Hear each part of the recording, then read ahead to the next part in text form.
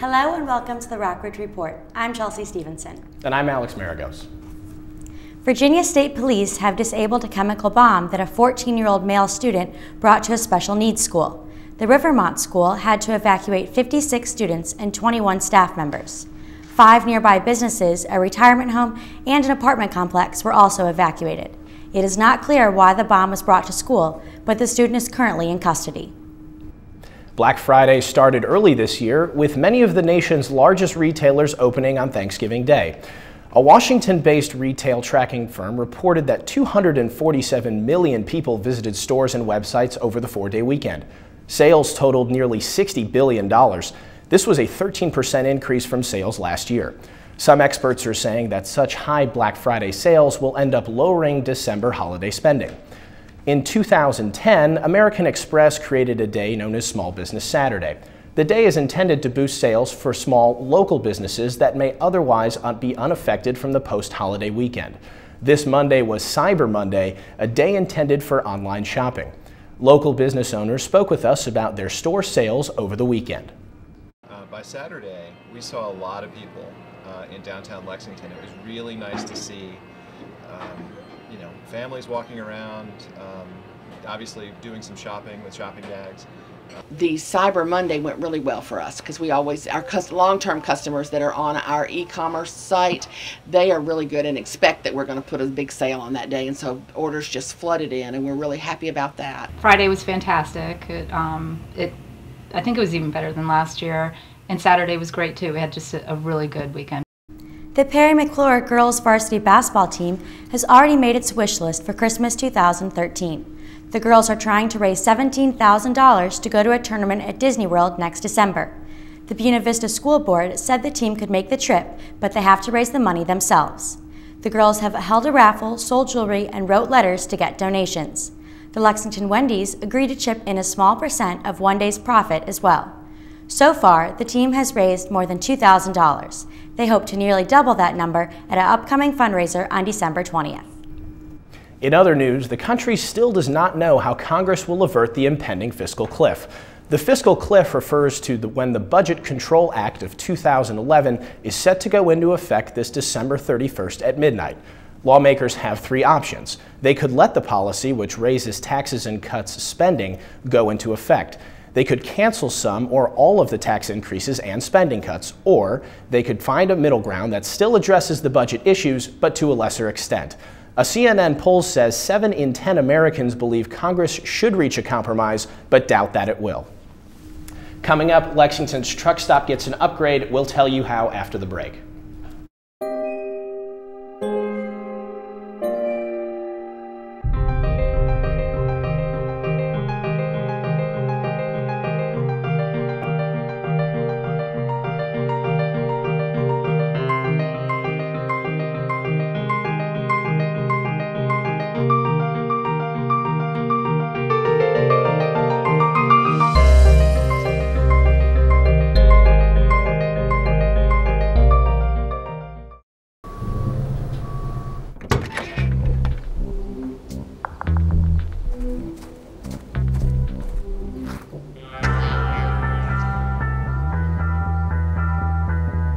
When you throw away money on wasted electricity,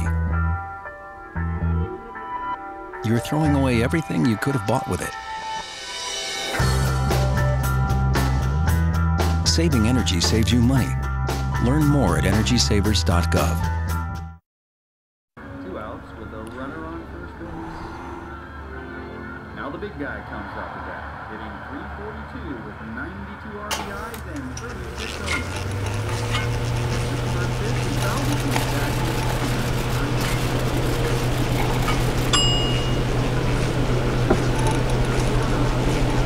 Chill raw and prepared foods promptly. 1 in 6 Americans will get sick from food poisoning this year. Keep your family safer. Check your steps at foodsafety.gov.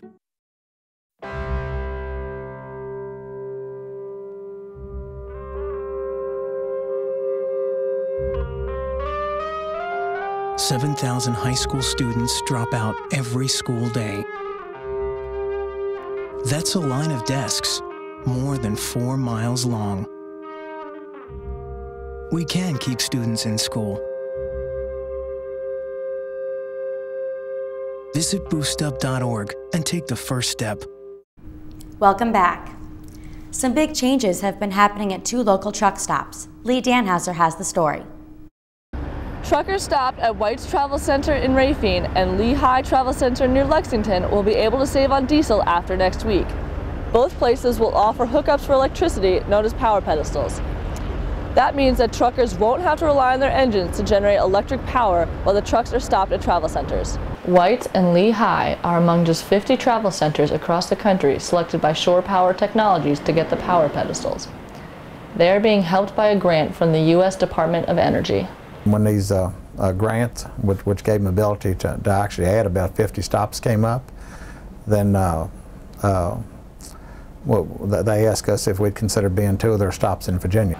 Long-haul truckers rely on electricity to heat their cabs and power conveniences like televisions and microwaves while they are stopped overnight. With the power pedestals, they can save money on diesel and decrease emissions. A truck uses 1 to 2 gallons of fuel per hour when it's idling, and at $4 a gallon, so you're talking about $8 an hour. From now until January 31st, truckers can use the pedestals for free. A Shore Power spokesman says truckers elsewhere have been slow to take advantage of the technology, but he's hopeful that it is starting to enter the mainstream. Bergstresser agrees. The technology in trucks and drivers and networking has changed so much, you know, my belief is that one of these days you'll literally see every full-service travel center will have these pedestals. Bergstresser says he hopes to continue his partnership with Shore Power. One of the things that we're talking to Shore Power is putting in a car charging station, and that'll probably be our next project. For the Rockbridge Report, I'm Lee Danhauser. A Shore Power representative says that their goal is to have the hookups installed at almost 2,000 locations around the country. A rest stop on Interstate 64 in Albemarle County could be a crime scene.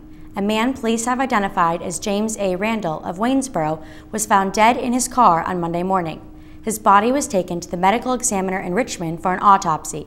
The cause of his death is still unknown, but police don't think it was foul play. The Southern Environmental Law Center released a report Monday condemning Virginia's Public-Private Transportation Act. The report says the act has grown far beyond the original intent of the General Assembly, which viewed the law as a cost-effective means for infrastructure investment. The report calls for increased public participation in determining which transportation projects should receive public funding. To learn more about the report, I spoke over the phone earlier today with Tripp Pollard, a senior attorney at the SELC. We're not opposed to use of public-private partnerships, but they need to be structured in a way that protects the public interest. And what has happened is that a number of these deals, and ones that are also proposed, have largely cut the public out of the process. They're not very transparent, and they have sometimes circumvented or undermined the normal planning process. And you're seeing, particular concern is now that you're seeing substantial amount of tax dollars going into these, it's sometimes going for projects that are a much lower transportation priority than many others around the Commonwealth. Since 1995, only 4 projects have been completed under the Act. There are 17 additional projects currently planned or under consideration. Stay tuned for the weather after the break. When some people struggle with their mortgage payments, they become frozen, petrified. Not knowing what to do, they do nothing. But the people who take action are far more likely to get the most positive outcome. Making home affordable is a free government program. Call now to talk one-on-one with a housing expert about the options that are right for you. Real help, real answers, right now. So, I got this new family, and I don't know what it is about this one, but she can't seem to put down that toy all day long. Tap, tap, tap, tap. Oh, and she even talks to it. She talks to that more than she talks to him. What's up, bro? Nice shirt. Who's she talking to? Her mom? She talks to her mom a lot. This is one amazing truffula tree. Can you imagine a place where these grow everywhere? Yes, it's called the forest, a magical place to enjoy with your family.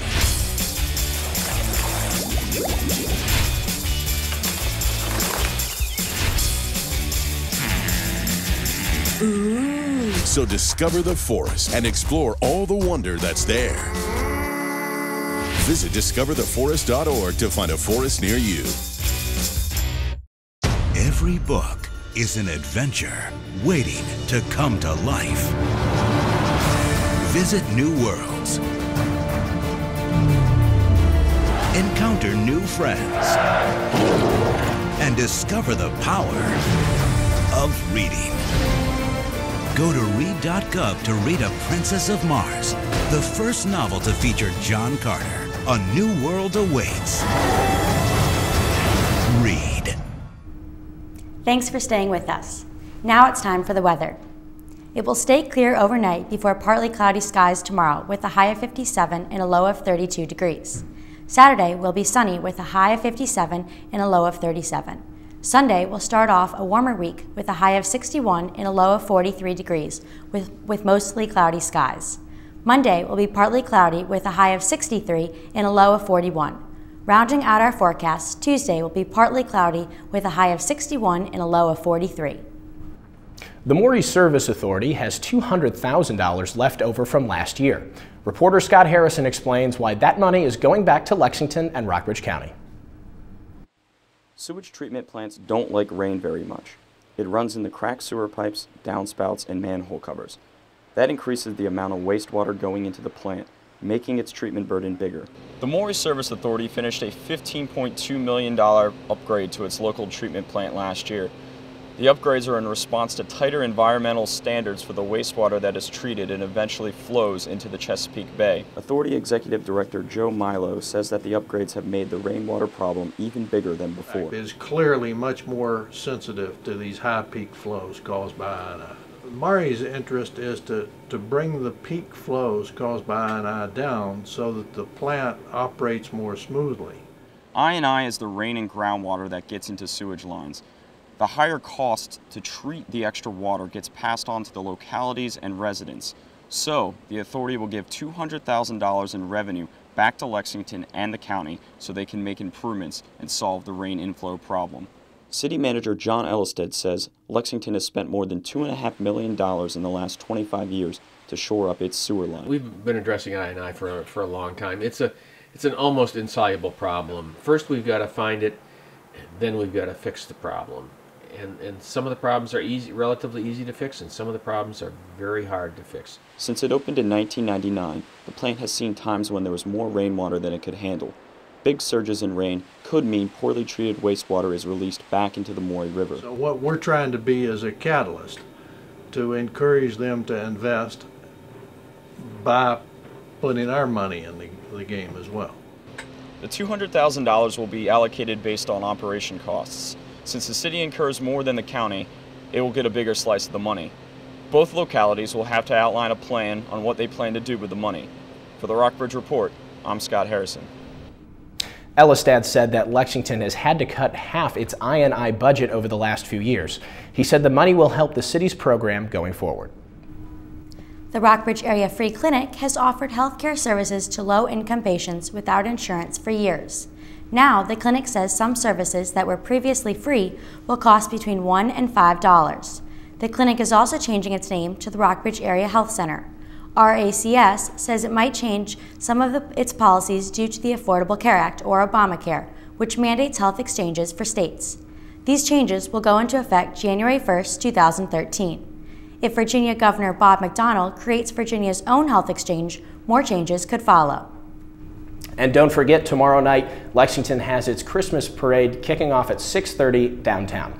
That's all the time we have for tonight. I'm Alex Maragos. And I'm Chelsea Stevenson. Have a good night.